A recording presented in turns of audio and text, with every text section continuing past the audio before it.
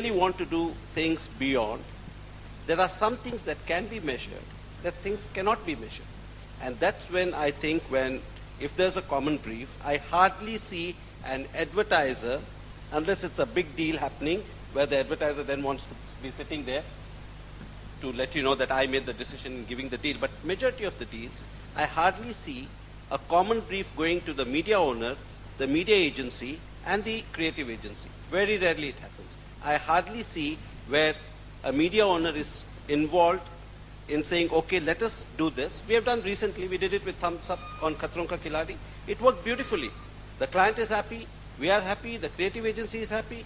It's worked beautifully. So there are opportunities. If you really want to sit down and work it out, I think I can speak on behalf of all the media owners. We are in business, we want to make money, and we know that we cannot sustain this business if there's no accountability. But the thing is, somewhere you can't say I'll pay peanuts and I want tigers. You'll get monkeys. You understood? You can't. So you have to be realistic. As long as you're realistic, I think accountability will be there. Thanks very much, Raj. I think now we should throw it open to the audience. This has been a very stimulating discussion thus far. Are there any questions from the audience that you might want to ask? And specifically, if you can tell us who you're addressing them to.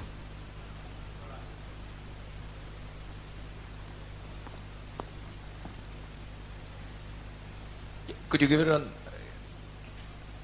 Could you, yeah. Okay. My name is Manish Porwal. Just a simple, I've kind of done the rounds, tried to be on different sides of media, tried to market media, tried to buy, tried to sell.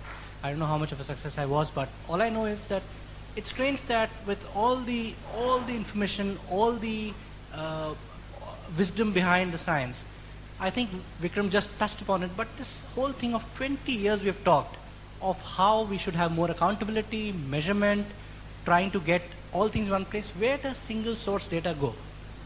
Why can't one source of data be discussed in this forum sometime, and then we figure out how much is television bringing value, how much of digital is adding on to it, and newspapers if they're not, or if they are adding far more. A lot of this talk just can get solved with measurement and accountability on a single source data. Everything coming from one source, which everybody believes in, the industry falls back on.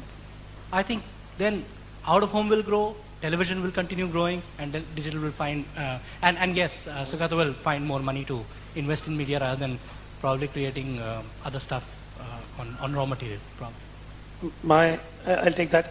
My personal view, Manish, is that the granularity at which we need the data to make it truly actionable, true single source data which covers all media is practically infeasible. I know there are a few studies in countries like Australia, Indonesia, where they have attempted them. But my own sense is, after having seen an IRS questionnaire, if we have to try to make that as a single source study, that per se has got limitations. Having said that, I believe the exercises that we have started and aborted over the years, like data fusion, should be taken to a logical conclusion.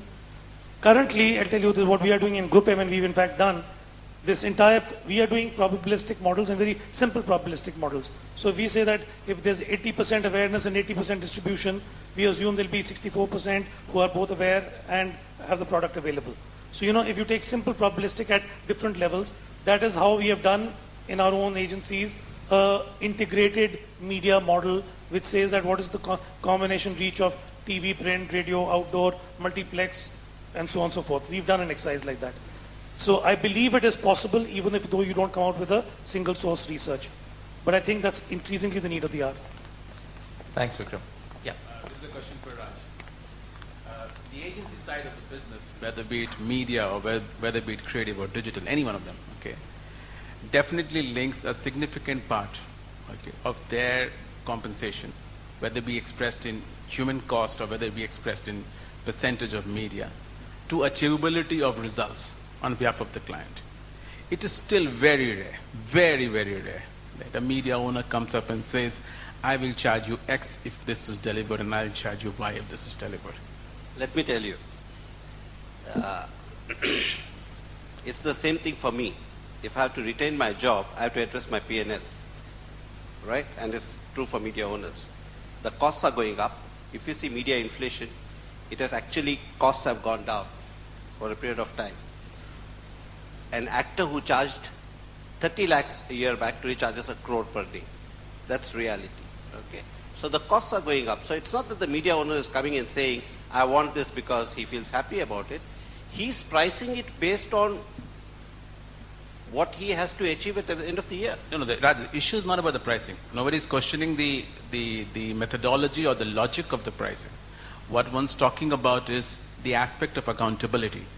Media agencies are saying to clients that if my cost is 100, okay, or whatever, my charge, I want to charge 100, I charge you 70 as a base, and I charge you 30 if I get results. And if you achieve more results, you give me something else.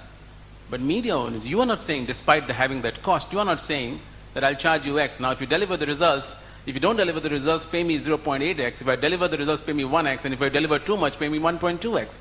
I'm more than willing to do that. No, it's still... No. I'm more than willing to do that. The problem is the base doesn't start at the right base. No, but that's the problem. The base doesn't start. You start at the right base. I will give you whatever you want. That'll be a debate forever. You know. But Vishnu, let me. Who decides? My question has always been, who decides the base? That is the question. Raj, should I bail you out? Please. You know something I've actually seen over the years. You can get more accountable deals into place, whether it's through audience guarantees or it's into slabs basis performance. Standard case in point, I mean, not a very simple case in point was after the West Indies World Cup fiasco, a large number of high cricket deals have actually been placed depending on how far India reaches. So those are exactly what you're saying. There are, but they are still very, very rare. You know, in general, I think media owners industry is not doing I would love it if we moved into trading audiences like most other markets do. If we get that, it'll be a giant step for mankind. Let me tell you, there are instances where we have expected a particular program to do X. Okay? I'm not talking about fiction, regular thing, because people don't come and buy that, they buy the channel. But whenever there has been, if the variance has been drastically different, then I think because we know we are in the repeat order business and we have to deal with that client, we want to keep the client happy, we want to keep him engaged, then I'm sure most channels, and I can speak on behalf of many channels because most of my colleagues work in those channels, a little give and take happens. You know, you compensate, you make up, and all these things happen. It's not that it doesn't happen. It happens. But if it's slight here and there, then, you know, you don't pay us more either if we deliver more. It doesn't happen. But I think otherwise business won't be happening. You know, one is, yeah, but you can sit down and say, this is the matrix, this is the thing, but for that, the base has to be set. If the base is set, I see no reason why the 3As of IBF sit down and say, because it's genre-wise, Hindi Jesus, this is the CPRP benchmark, and this is the base. If we arrive at a base, I don't think there'll be a problem. Accountability will come overnight. Good, Raj. That's excellent to hear, and hopefully one day we will move into that direction. Any other questions for the panel? I would also request you to please give your name so that the audience knows, and please ask the specific person you're addressing it to. Hi, this question is for Vikram. Your point about marketing monies being investment versus cost, and how one can convince clients. Do you believe that agencies at some level, Nitin also spoke about it in the morning in the first session, is that agencies have perhaps failed in presenting a very clear and robust case of marketing monies being spent as being investment as versus how a lot of company CEOs see it, which is a cost base? Maybe we are guilty of not being the best communicators or salesmen of the craft, but I actually think the entire marketing ROI piece has evolved to a stage where where it can be demystified. It's not a black box where you just say that this is the input that you put and this half of marketing worked and this half did not. You can actually deconstruct it and talk in good English supported by some models. I think we need to increasingly do much more of that.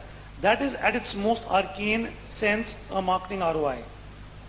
I think even outside of marketing ROI, we need to start looking at valuation. Not just buying a price, but also valuing inventory. And, classic case in point. The entire IPL bet was a valuation exercise. We were part of that exercise, and how do you know whether to value a team or a player or a piece of inventory at whatever rate?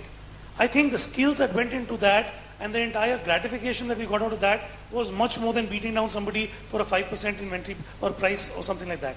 So I think, there is, and to that end, there are different kind of metrics that come into play. How the entire LV had a metric, Repucom had a metric. All of these were this entire bit about being able to measure the visibility or exposure which comes from owned media or associative media, and try to put a number to that. Now that is also in the measurement side. So marketing ROI is at the top of it, and I think we have already got enough, and we've got enough data points, enough validation to say that it works. But below that also we've got simpler tools that we just have to do a better job of sort of evangelizing. Naval, I'd just like to add to that. A lot of these impressions that is this an investment, is that a cost and so on, are actually perceptions. And a lot of that has to do with historical perceptions that people carry. And the fact of the matter, which we must acknowledge, media agencies are a relatively new phenomenon in our industry in India. They're probably, I would say, 8-10 years phenomenon. But if I look back 24 years ago when I started advertising, unfortunately I was a flunky then, the generation before that was quite prolificate. If you saw the advertising guys, the ad guys, the typical impressions that you had with them, who had 3-hour lunches and had expensive wines and so on. We were flunkies doing artworks, but there were others who were enjoying all of that. So a full generation grew up, and then there was a generational change. Then more so in the last 5-10 years, when there are pressures on marketeers, when more evolved research is available, more evolved models are available, more accountability is coming in both at media and so on. So I think it's a process of change, and I hope that one day we will reach that. So I feel part of it is also historical perception. If I just build on your same point. Today, if you go across a single marketer, if you look at a single plan for a particular TG, that plan will have CPTs, I'm making this up, but it's indicative, from 100 to 1500. The same plan.